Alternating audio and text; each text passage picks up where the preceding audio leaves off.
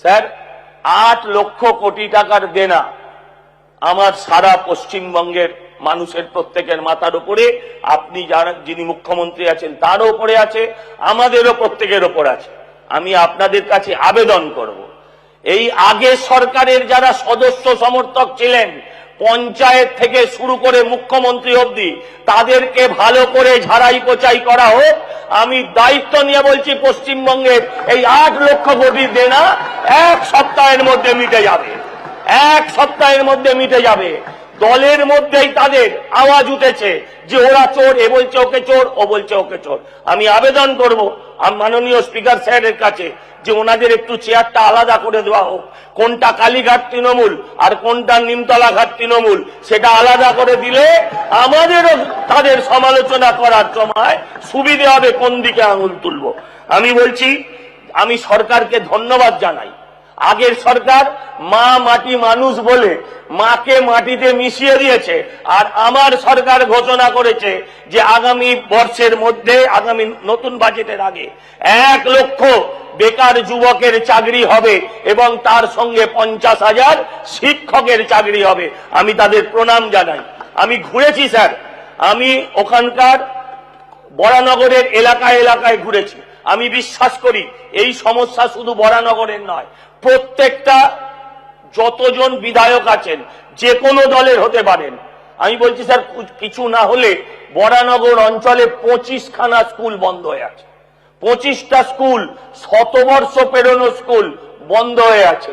আর যে স্কুলগুলো আছে তার অধিকাংশ ঢুকছে, পাড়ায় পাড়ায় ইংরেজি মিডিয়াম স্কুল গড়ে উঠেছে। স্যার আমি চাই, ইংরেজি মিডিয়াম নিয়ে আমার কোনো বক্তব্য নেই, প্রাইভেট স্কুলে ছেলে মেয়েদের শিক্ষা দেওয়ার মতন অর্থনৈতিক অবস্থা পশ্চিমবঙ্গের মানুষের আজকে নেই। তাই আমি আপনাদের কাছে আবেদন করব, মাননীয় শিক্ষামন্ত্রীর কাছে, শিক্ষা মন্ত্রকের কাছে আমি আবেদন করব, যত তাড়াতাড়ি সম্ভব এই স্কুলগুলোকে পুনরায় চালু করে, এবং আমাদের নতুন যে কেন্দ্রীয় শিক্ষানীতি আসছে সেই শিক্ষানীতি হচ্ছে যে শিক্ষাকে কর্মোপযোগী করে তোলার শিক্ষানীতি, সেই শিক্ষানীতি প্রয়োগ করে পশ্চিমবঙ্গের এই সরকারি স্কুলের শিক্ষা ব্যবস্থাগুলোকে বাঁচিয়ে তোলা হোক। আমি আপনাদের কাছে সেই আবেদন করব। স্যার আমি একটা বিষয় জানতে চাই, আমি জানি না, কালকে আমি এখান থেকে বেরোনোর পর অনেকে আমায় প্রশ্ন করছেন সংখ্যালঘু তাদের জন্য কিছু কি করা হলো। আমি প্রশ্ন রাখতে চাই সরকারের কাছে, আমার জানা নেই তাই আমি জানতে চাই, যেখানে রাষ্ট্র যদি ধর্ম নিরপেক্ষ হয় সেখানে সংখ্যালঘু দপ্তরের আদৌ কি প্রয়োজন হয় কিনা এটা আমি সরকারের কাছে জানতে চাই। এ বিষয়ে আমার জ্ঞান নেই, তাই কারণ সংখ্যাগুরু করে আমরা নিজেরাই ধর্ম নিরপেক্ষতার আড়ালে থেকে আমরা নিজেরাই মানুষে বিভাজন করছি। আপনাদের সেটা একটু বলতে হবে। স্যার এই সরকার গত 15 বছরে পশ্চিমবঙ্গটাকে পশ্চিম বাংলাদেশ বানিয়ে দিয়েছিলেন।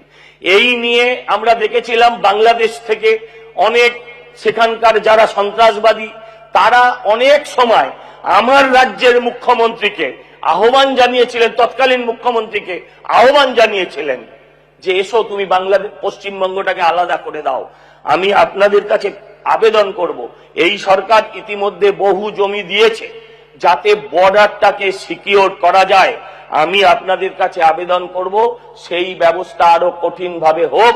পশ্চিমবঙ্গের মধ্যে যারা অতীতে দীর্ঘ কয়েক পুরুষ ধরে যারা বাংলাদেশ সৃষ্টি হওয়ার ভারত ভাগের আগে থেকে যারা পশ্চিমবঙ্গে আছেন তারা নিশ্চয়ই যে কোনো ধর্ম নির্বিশেষে তারা আমার, কিন্তু যারা আজকেও ঢুকছেন বা ঢুকে আছেন ইমিডিয়েট তাদের প্রত্যার্পণ করা হোক।